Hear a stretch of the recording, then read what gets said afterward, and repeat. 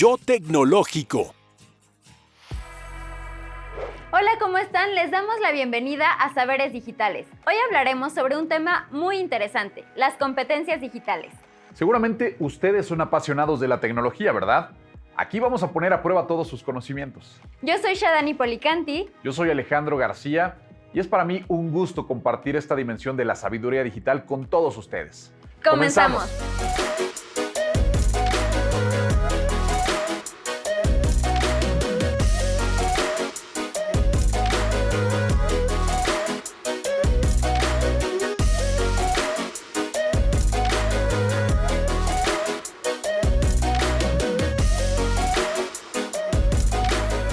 Sabemos que muchos de nosotros utilizamos dispositivos digitales regularmente, pero ¿te has preguntado si los utilizas de manera eficiente? Pues en el programa de hoy vamos a platicar de esto y mucho más. Vamos a iniciar con una trivia. Tendrás 30 segundos para hacerlo. ¡Adelante!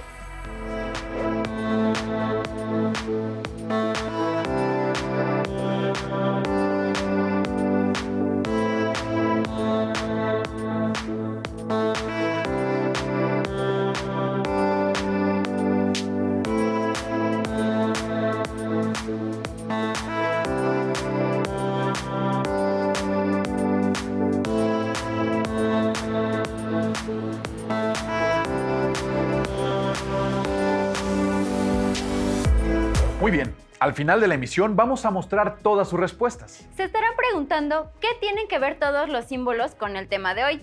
Mucho, ya que se relacionan con las competencias digitales.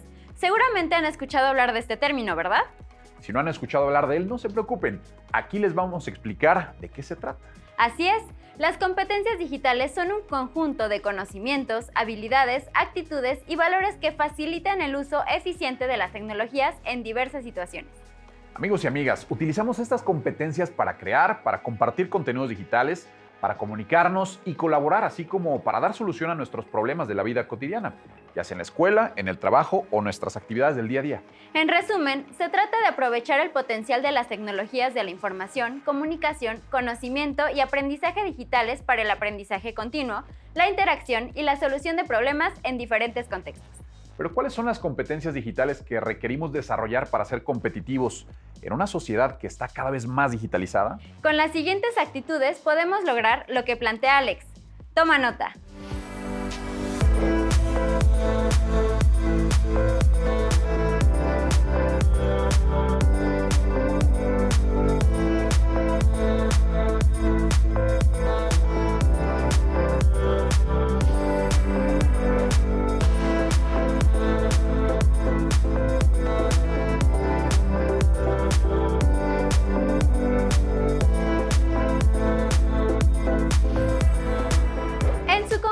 Estas competencias permiten que los estudiantes y ciudadanos en general desarrollemos habilidades para afrontar distintas situaciones de nuestra vida y ser competentes digitalmente. Seguro les suenan familiares estas actividades porque constantemente hacen uso de los dispositivos tecnológicos. Pero ¿cómo aplicamos las competencias digitales? Nuestra amiga, la doctora Jacqueline Bucio, nos va a ayudar a entender cómo se aplican estas competencias digitales, pero en el ámbito laboral. Es un placer volver a tenerla con nosotros, doctora Jacqueline. Bienvenida.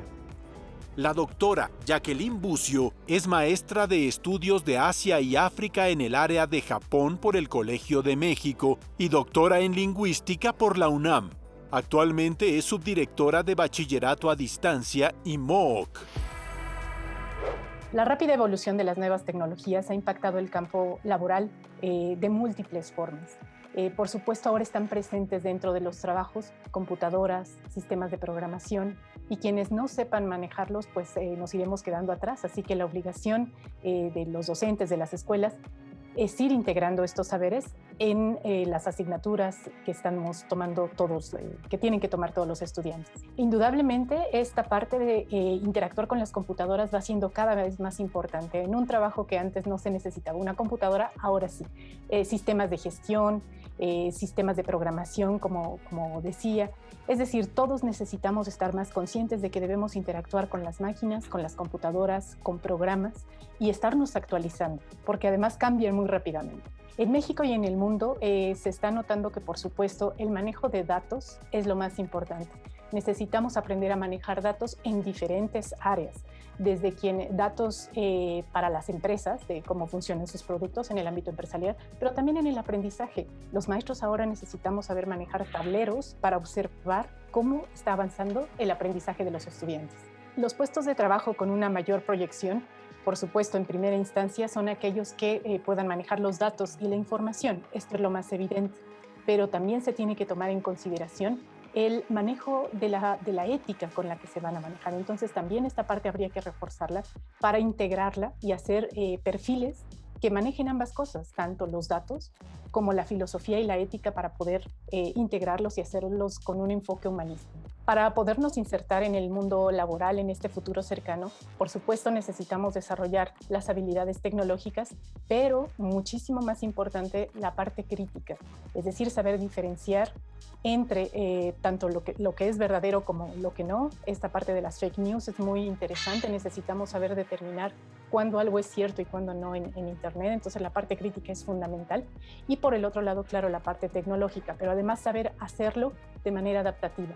No vamos a tener los mismos programas toda la vida, así que hay que saber estarnos adaptando constantemente a los nuevos desarrollos tecnológicos.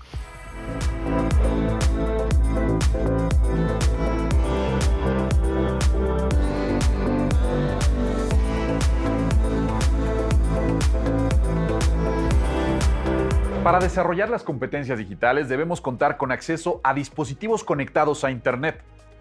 ¿Ustedes cuáles utilizan? ¿Para qué los usan? ¿Son autónomos en su uso? ¿Tú qué opinas, Shada? Pues déjame anotarlo bien y ustedes no pierdan el apunte.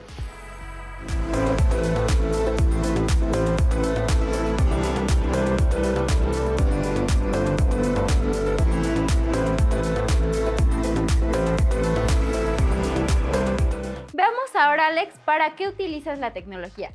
Para muchísimas cosas, pero principalmente para comunicarme con amigos y familiares o, por ejemplo, para solicitar un transporte. ¡Qué bien! Yo la uso para conocer más sobre mi trabajo de conductora y para interactuar en las redes sociales. Si quieren saber más sobre este tema, veamos lo que nos tiene preparada nuestra información digital. Enseguida encontrarás algunos datos de estudios sobre el acceso a la tecnología, así como el uso que se puede hacer de ella. Así podrás dimensionar el acceso que se tiene en un país, estado o comunidad.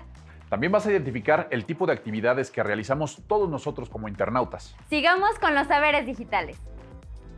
La Organización para la Cooperación y el Desarrollo Económico señala que en 2017, el 85% de los hogares de los países integrantes tenían acceso a Internet de banda ancha. Esto indica que México ha avanzado hacia una sociedad digital. Por su parte, la Encuesta Nacional sobre Disponibilidad y Uso de Tecnologías de la Información en los Hogares, que realizó el Instituto Nacional de Estadística y Geografía, INEGI, en 2019, proporciona información a nivel nacional. Algunos datos interesantes son: en México hay 80.6 millones de usuarios de Internet, que representan el 71% de la población de 6 años o más. En cuanto al rango de edad de los usuarios, los porcentajes más altos los ocupan los grupos de 12 a 17 años, así como de 18 a 24 años. No cabe duda de que estamos en la era de la información. Todos estos datos son muy valiosos para analizar y dimensionar cómo está conformada nuestra sociedad actual, ¿no crees, Shada? Sin lugar a dudas, pero sabes, aún quisiera ahondar en un par de tópicos. ¿Qué y cómo consumimos información en Internet? ¿Te late que la veamos? Sí, por supuesto, vamos. Los estudios que te hemos mostrado arrojan los siguientes datos en cuanto al equipo de conexión de un usuario y la actividad que desempeña.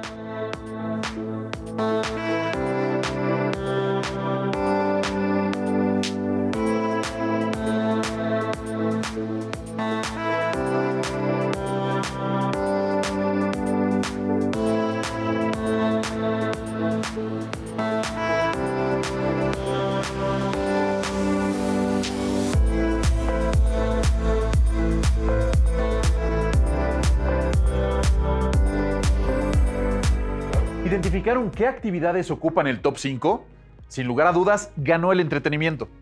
¿Y qué actividad aparece en último lugar? Ventas por Internet. ¿Quién lo diría? Sin duda son datos interesantes. Los invitamos a indagar más estudios para que puedan comparar esta información. Vamos. El siguiente estudio es el que se realizó sobre consumo de medios y dispositivos entre internautas mexicanos, elaborado por el Interactive Advertising Bureau, IAB, México, en 2019. Se entrevistaron en línea a 1,297 usuarios a nivel nacional. Su objetivo fue entender los usos y hábitos de consumo de Internet entre los mexicanos. Algunos resultados presentan una interesante clasificación basada en los 4 tipos de personalidades de los consumidores conectados de Connected Life GM. Estos son observadores, funcionales, conectores y líderes. De acuerdo a esta información, mi amiga Patty es una observadora, ya que es curiosa y le entusiasma la tecnología, pero no participa activamente en las redes sociales. Mi amigo Israel utiliza la tecnología con fines concretos y prácticos. Es precavido con su uso. Él es funcional. Carlos, por otra parte, es aficionado a la tecnología con el fin de conectarse a las redes sociales, para comunicarse también con amigos y familiares. Él es conector. En cambio, Liz pasa mucho tiempo conectada, es muy activa en las redes sociales y se mantiene al día de los avances tecnológicos. Ella es una líder. Amigo y amiga, como puedes apreciar, esta clasificación depende de nuestros hábitos de consumo y nuestros intereses en la red. ¿Ustedes de qué team son? ¿Team Carlos o Team Liz? ¿Y cuál será el perfil de nuestra invitada, la doctora Jacqueline Bucio? Sobre una personalidad en Internet que vamos desarrollando, todos vamos desarrollando una al hacer uso de las tecnologías, vamos dejando una huella digital. En mi caso, por ejemplo, puedo decir que me gusta más la parte de conectar y hacer conexiones al hacer uso de estas redes. Específicamente con Twitter, por ejemplo, aprendo mucho porque depende de la gente que uno sigue, del ambiente de aprendizaje que uno desarrolla en esa red social. Al hacerlo yo tengo una información muy específica y detallada de cosas que me interesan en el feed que se desarrolla. El uso de Twitter con fines académicos pone en cuestión a muchas personas, porque desde la parte docente no se ve Twitter como un espacio donde podemos aprender, pero lo es. Como decía, todo depende de las personas a las que sigamos y se puede convertir en un boletín de noticias educativo muy interesante. Ese es un primer nivel de lectura, pero si uno comienza a hacer conexión con esas personas, es un contacto directo con expertos de todo el mundo, así que es una ventana maravillosa al aprendizaje. En el ámbito académico, los docentes aún son reticentes para el uso de redes sociales o de la publicación en abierto, pero esto considero que va a cambiar, porque se recibe mucho de la parte de publicación en este tipo de formatos, y cuando un docente descubre que tiene ahí a muchos colegas con los que puede intercambiar información, ahora por ejemplo en el caso de la pandemia podemos compartir estos saberes, se recibe muchísimo de una manera gratuita, de una manera abierta. Entonces cuando se ven esas ventajas, nos enamoramos de lo que se puede hacer ahí, de los usos benéficos de Internet.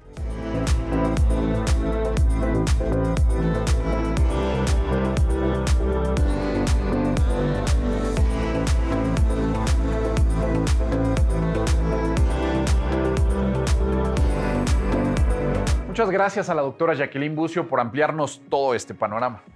Sí, pero me quedo con el gusanito de saber más sobre las competencias digitales en los jóvenes. Nos seguimos entonces y no se olviden que estamos con ustedes en nuestras redes sociales. En Facebook nos encuentran como Saberes Digitales. Para ser competentes en lo digital, actualmente los estudiantes sí deben aprender los programas que están saliendo, aprender a manejar las herramientas, pero más allá de eso deben aprender a, lo que decía antes, a ser adaptativos, porque estos programas cambian rapidísimo. Lo vemos nosotros en educación a distancia. Entonces tenemos que tener la capacidad, y no podemos quejarnos porque mejoran el producto. Entonces tenemos que aprender a usarlas rápidamente. Esta adaptabilidad creo que es una característica de todos, tanto estudiantes como docentes, de poder adaptarnos a las nuevas formas y a las actualizaciones. Es como andar en patineta. Los docentes podemos aportar en el desarrollo de estas competencias digitales, por supuesto, primero probándolas. El docente se tiene que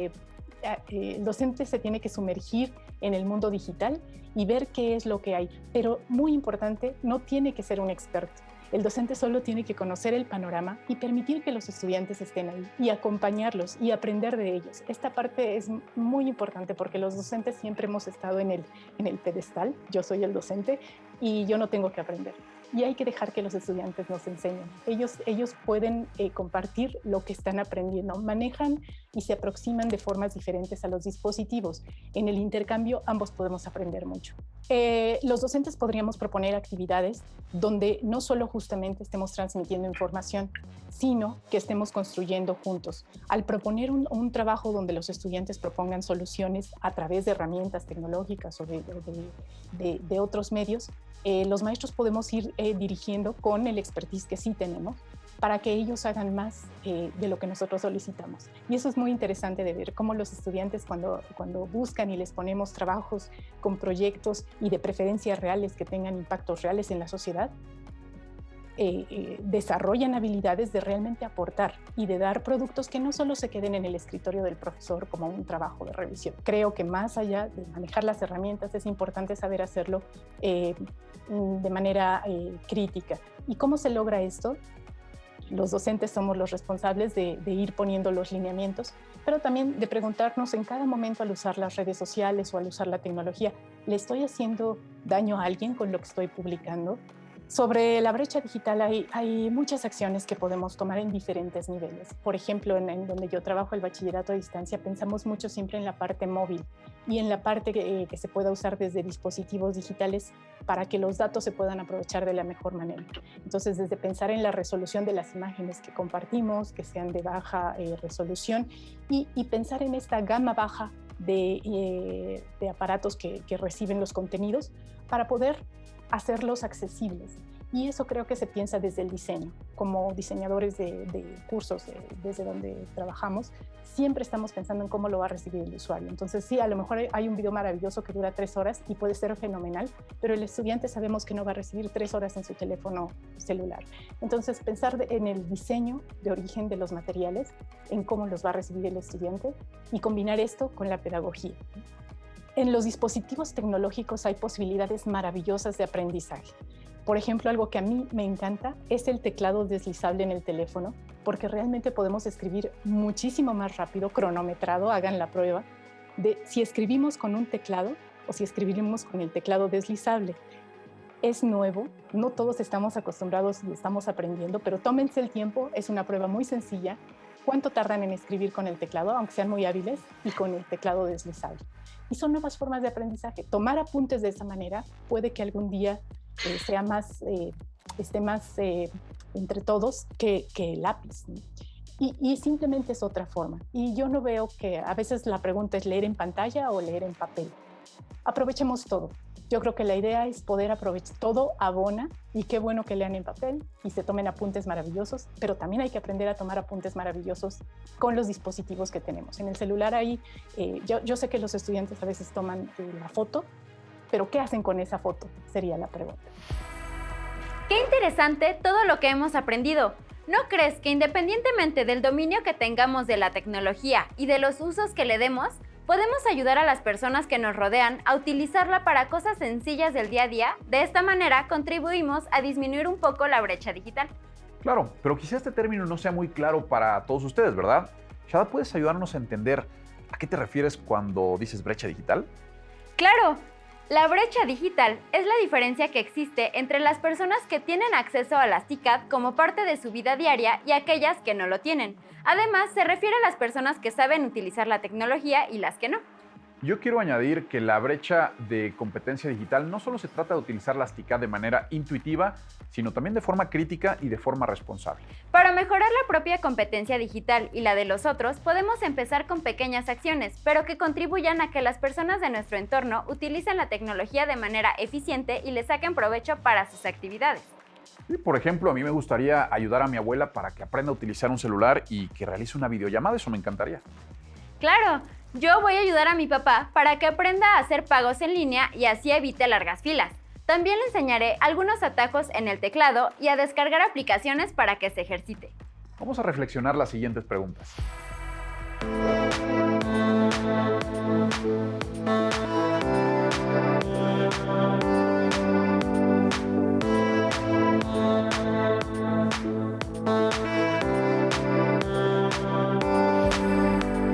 Actualmente estamos viviendo cambios vertiginosos en los avances tecnológicos, lo que nos exige continuar preparándonos día a día. aprender cosas nuevas y mantenernos actualizados de la evolución digital. Mira el apunte de la UNESCO para combatir las desigualdades y la brecha de género. Garantizar que cada persona posea competencias digitales contribuye a que todos tengamos la posibilidad de recibir una educación inclusiva y equitativa, así como un aprendizaje a lo largo de la vida. UNESCO 2018. Así es, estamos ante una situación inédita que nos ha obligado a cambiar repentinamente nuestra rutina. Más que nunca debemos buscar oportunidades para que logremos desenvolvernos exitosamente en la escuela, en el trabajo o en nuestras actividades cotidianas. Para continuar aprendiendo y mantenernos actualizados, les proponemos las siguientes acciones. Sin duda, les serán muy útiles. La idea es utilizar a la tecnología de manera eficiente como un medio para aprender.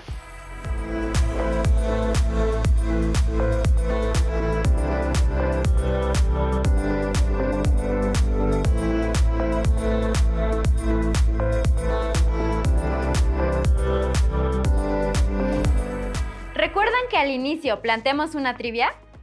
¿Cuántos símbolos reconocieron? ¿Cuáles han utilizado? Vamos a resolverla.